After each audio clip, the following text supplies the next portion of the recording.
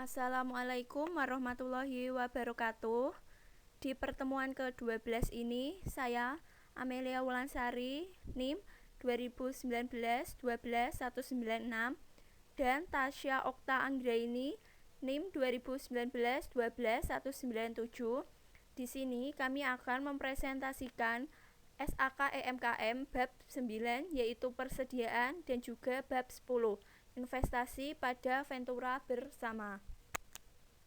Yang pertama yaitu SAK EMKM bab 9, persediaan.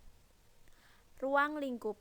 Persediaan adalah aset untuk dijual dalam kegiatan normal, dalam proses produksi untuk kemudian dijual, atau dalam bentuk bahan atau perlengkapan untuk digunakan dalam proses produksi atau pemberian jasa.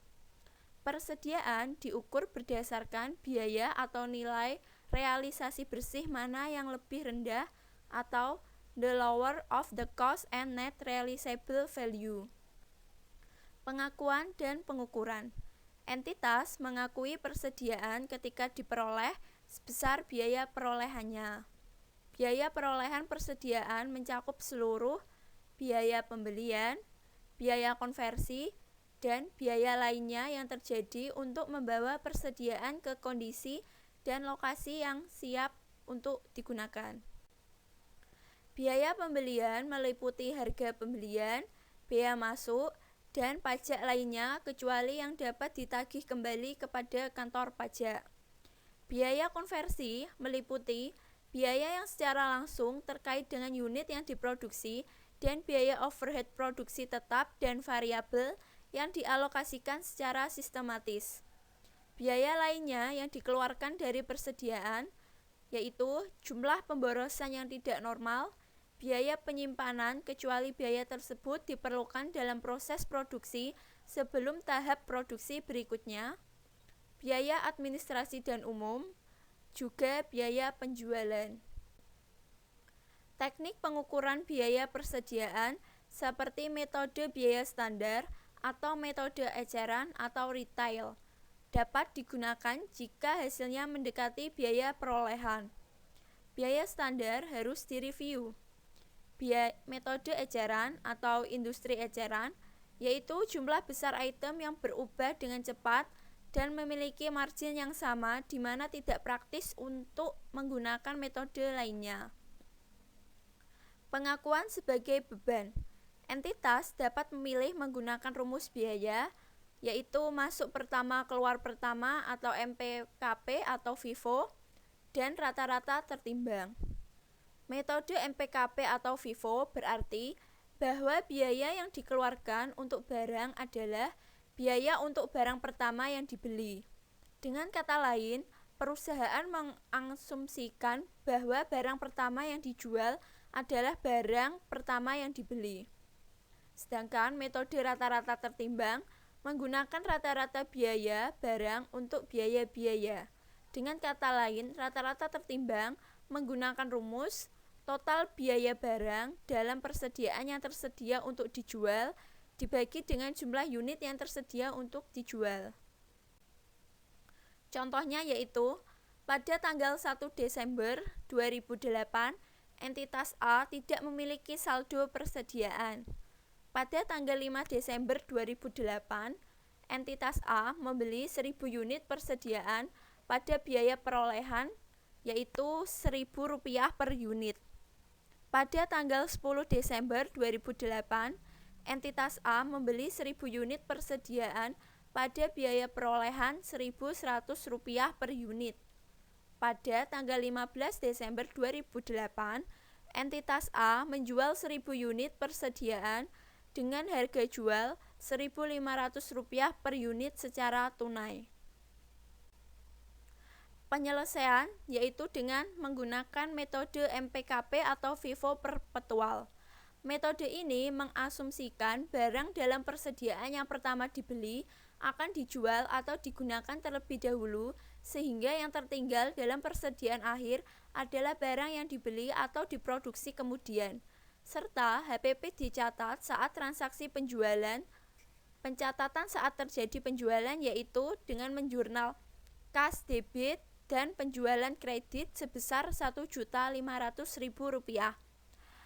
Nilai Rp1.500.000 diperoleh dari Rp1.500 per unit dikali 1.000, yaitu pada transaksi penjualan. Serta untuk menjurnal HPP yaitu HPP debit dan persediaan kredit senilai Rp1.000.000. Nilai Rp1.000.000 diperoleh dari Rp1.000 dikali 1.000 unit. Untuk metode yang kedua yaitu metode rata-rata tertimbang atau perpetual. Metode ini mengasumsikan biaya setiap barang ditentukan berdasarkan biaya rata-rata tertimbang persediaan awal periode dan persediaan yang dibeli atau diproduksi selama periode, serta HPP dicatat saat transaksi penjualan.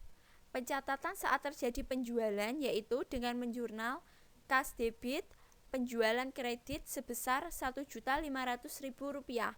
Nilai Rp1.500.000 diperoleh saat terjadi penjualan yaitu Rp1.500 dikali 1.000 unit.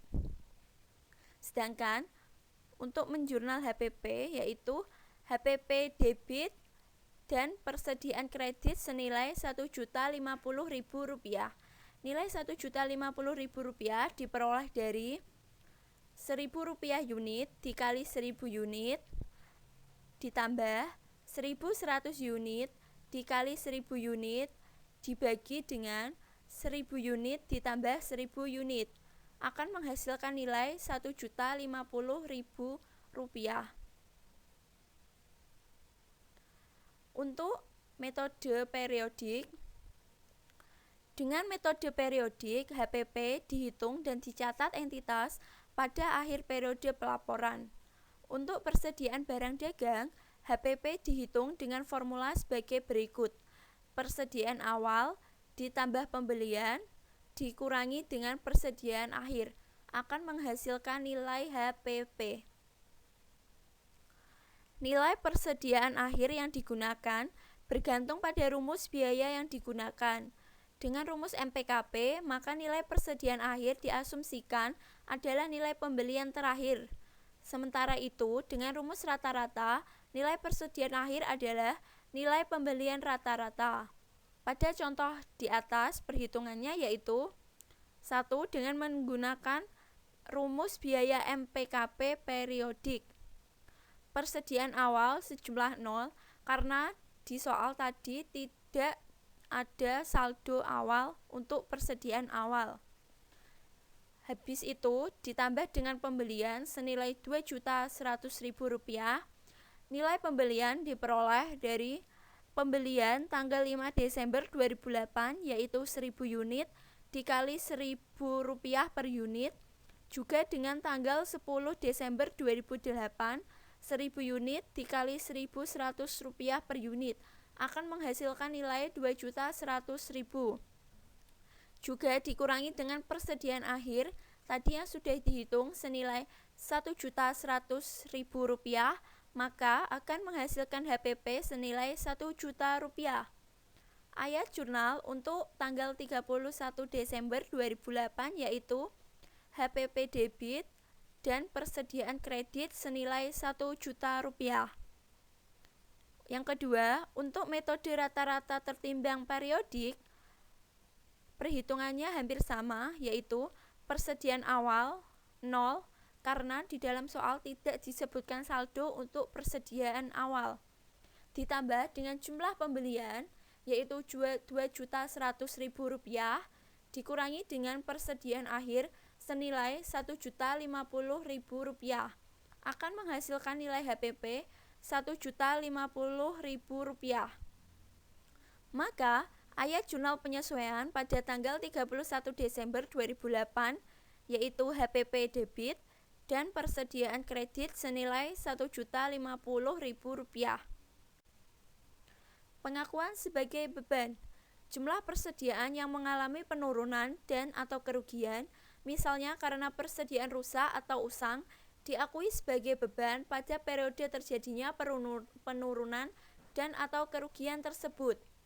Jika persediaan dijual, maka nilai tercatat persediaan tersebut harus diakui sebagai beban pada periode diakuinya pendapatan. Setiap penurunan nilai persediaan di bawah biaya menjadi nilai realisasi neto, dan seluruh kerugian persediaan harus diakui sebagai beban pada periode terjadinya penurunan atau kerugian tersebut. Setiap pemulihan kembali diakui sebagai pengurangan terhadap jumlah beban persediaan pada periode terjadinya pemulihan tersebut. Penyajian persediaan disajikan dalam kelompok aset dalam laporan posisi keuangan. Jika persediaan dijual, maka jumlah tercatatnya diakui sebagai beban periode di mana pendapatan yang terkait diakui. SAK EMKM Bab 10 Investasi pada Ventura Bersama. Investasi pada Ventura Bersama. Ruang lingkup mengatur akuntansi untuk investasi pada Ventura Bersama. Ventura Bersama merupakan pengaturan bersama bahwa para pihak yang memiliki pengendalian bersama mempunyai hak atas aset neto pengaturan tersebut. Para pihak itu disebut venturer bersama. Pengendalian bersama merupakan persetujuan kontraktual untuk berbagai pengendalian atas suatu pengaturan yang hanya ada ketika keputusan mengenai aktivitas relevan mensyaratkan persetujuan dengan suara bulat dari seluruh pihak yang berbagi pengendalian. Pengukuran. Entitas mengukur investasi pada ventura bersama pada biaya perolehannya. Entitas tidak mengakui penurunan nilai atas investasi pada ventura bersama. Penyajiannya, entitas menyajikan investasi pada ventura bersama dalam kelompok aset pada laporan posisi keuangan. Sekian presentasi dari saya dan juga Tasya. Terima kasih. Wassalamualaikum warahmatullahi wabarakatuh.